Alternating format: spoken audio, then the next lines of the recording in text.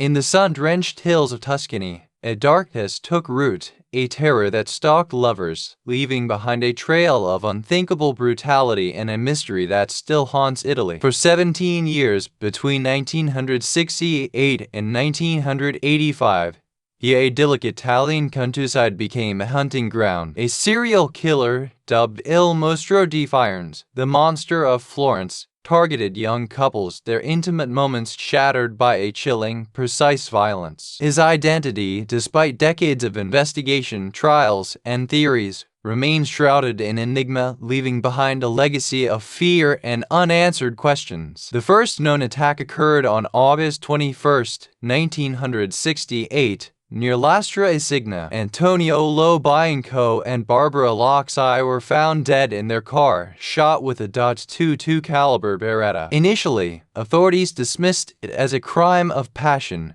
a domestic dispute. Lo Bianco's estranged husband, Stefano Miele, even confessed, but the monster, it seems, was merely testing the waters, learning his craft. Then silence. For 6 long years, the horror seemingly vanished, but on September 14, 1974, the monster returned. In Borgo San Lorenzo, Pasquale Gentilcore and Stefania Pettini were murdered in their Fiat 127. This time, the killer took trophies. The female victim's pubic area was meticulously excised post-mortem. A macabre signature had emerged, signaling a far more sinister purpose. The pattern solidified. Couples parked in secluded lovers' lanes, often near Florence. The weapon was always the same .22 caliber Beretta, its unique firing pin leaving distinct marks, and the ritual mutilations of the female victims, performed with chilling precision, became the monster's grotesque hallmark. These were not random acts of violence.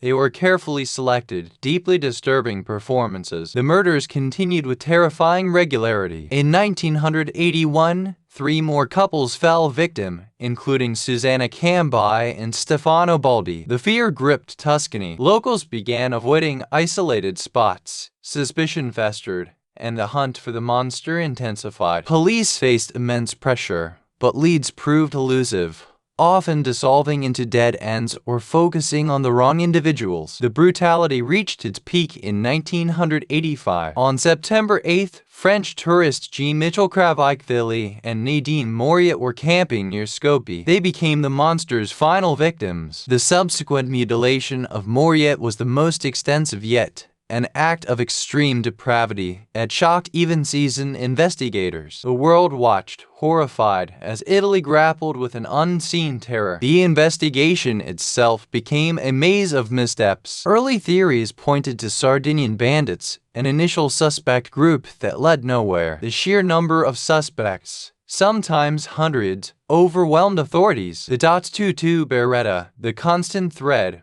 remained frustratingly unrecovered.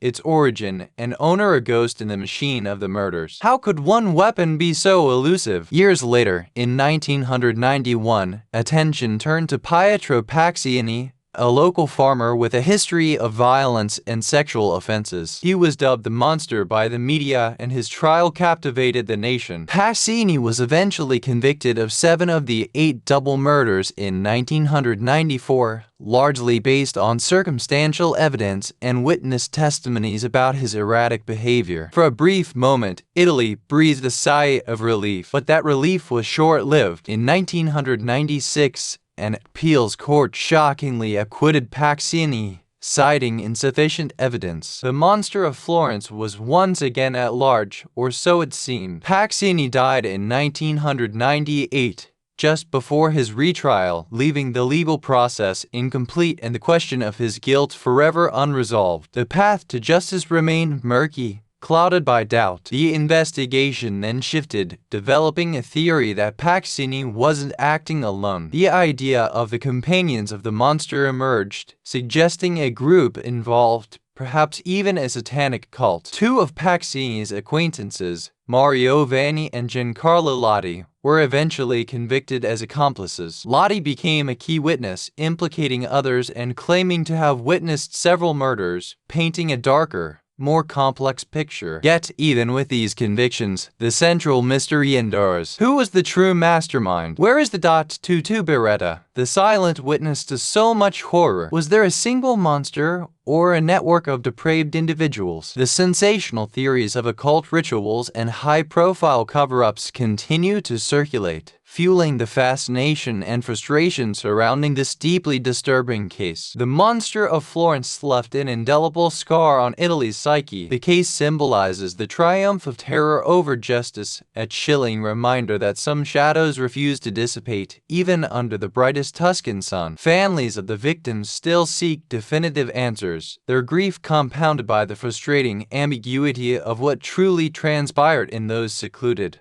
blood-soaked lovers' lanes. The identity of the monster of Florence remains officially unconfirmed, a chilling testament to the elusive nature of ultimate evil. The case stands as one of the most baffling and disturbing serial killer mysteries in history, a narrative woven from murder, flawed investigation,